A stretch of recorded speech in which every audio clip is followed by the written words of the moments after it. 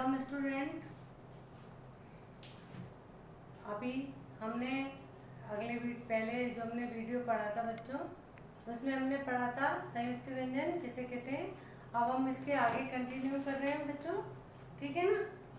अब आगे क्या है, वर्णमाला। तो स्वर और व्यंजन, इनको जब क्रम से लिखे जाते हैं तो वह वर्ड क्या कहलाते हैं, वर्णमाला। स्वर और व्यंजन को जब हम क्रम से लिखते हैं, जैसे अ के बाद आ, है ना, ई उ ऊ री ए आई ओ औ अंग और अह, ठीक है ना। अब आप इसको क्रम से लिख रहे हो ना, कैसे तो नहीं ना, अ के बाद ई लिख दी, फिर ऊ लिख दिया, ए लिख दिया, नहीं ना। तो जब हमने स्वर को क्रम से लिखा और फिर व्यंजन को भी हमने क्रम से लिखा, क ख ग घ, है ना। ये जिस तरह से पूरा क्षत्रज्ञ तक जब क्रम से लिखे हुए होते हैं स्वर और व्यंजन, तो ये वर्णमाला कहलाते हैं, ठीक है ना। वर्णों के क्रमबद्ध समूह को वर्णमाला कहते हैं।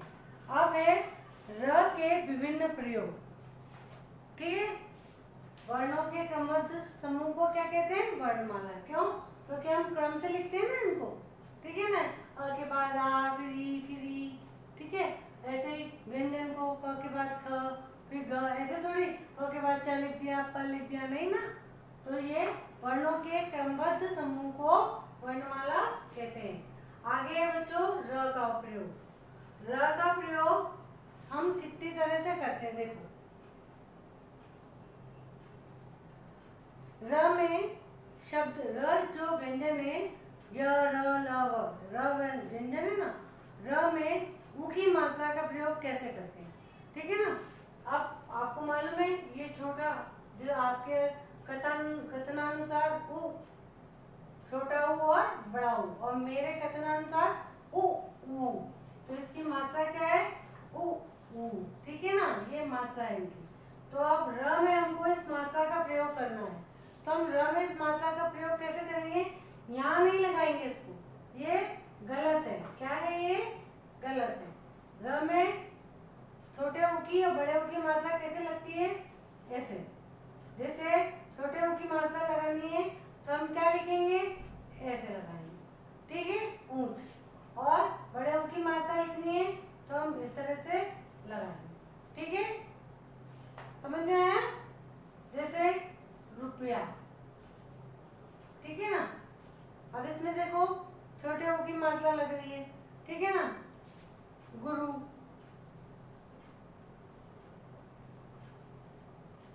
अगर हमने बड़े ऊ की मात्रा लगा दी यहाँ, तो क्या हो जाएगा, अगर ऐसे लगा दिया तो क्या हो जाएगा, रुपया, रुपया हो जाएगा, नहीं ना, ये गलत है। छोटे ऊ की मात्रा ऐसे लगती है। अब बड़े ऊ की मात्रा में कैसे, रूप,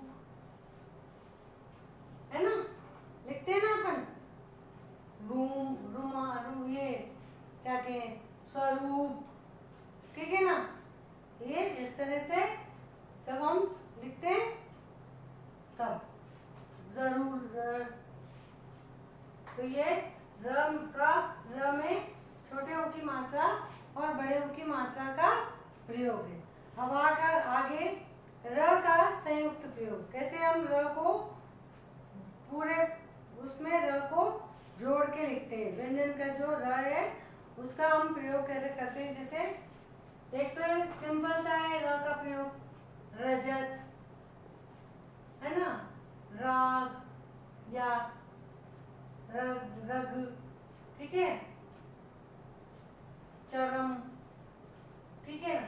अब ये र का हमने प्रयोग किया ना यहाँ पे सिंपल से में, एक तो सिंपल है। अब र स्वर के बाद उच्चारित किया जाए तो वह अगले व्यंजन के ऊपर लिखा जाता है, जैसे सर्प। अब यहाँ आ रहा है र, तो व्यंजन के बाद उच्चारित है र, तो वो अगले उस पे चढ़ जाता है, ठीक है।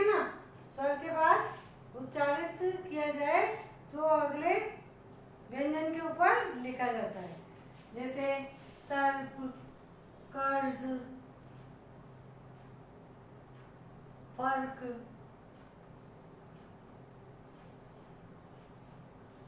ऐसे, ठीक है ना। तो इस तरह से एक प्रयोग तो इसका हो गया ऐसे, ठीक है ना। अब है यदि र व्यंजन के बाद उच्चारित किया जाए, ठीक है ना, तो उसको कैसे के लिखते हैं, जैसे व्यंजन के बाद का विनम्र। अब व्यंजन के बाद उच्चारित है ना, तो ऐसे विनम्र, ठीक है ना, नम्र। तो ये एक तरह से ऐसे ऐसे लगाते हैं, ठीक है। अब एक और है जिसको हम नीचे र में लगाते हैं, ये किया जाता है, ठीक है। ये अपना पूरा हो गया। एक तो सिंपल से र, एक इस तरह से यहाँ आ रहा है र, तो बीच में आ रहा है ना स और प के, सर्प, तो प पे चढ़ेगा वो, ठीक है ना, अगले वाले पे। ऐसे ही कर्ज, तो यहाँ आ रहा है तो इस पे चढ़ेगा, ठीक है। अब है फर्क, ठीक है, तो यहाँ आ रहा है तो इसके आगे वाले व्यंजन पे चढ़ेगा र। अब ये व्यंजन के बाद स्वर आ रहा है तो विनम्र, नम्र, तो इस तरह से लिखा जाता है। तो आज हमने पढ़ा र का प्रयोग, तो एक बार हम दोहरा लेते हैं। जो हमने आज इस लेसन में पढ़ा है उसको हम एक बार दोहरा लेते हैं। भाषा की सबसे छोटी इकाई जिसके खंड या टुकड़े नहीं किए जाते उसे क्या कहते हैं, वर्ण या अक्षर कहते हैं। वर्ण के कितने भेद होते हैं, स्वर और व्यंजन, ठीक है।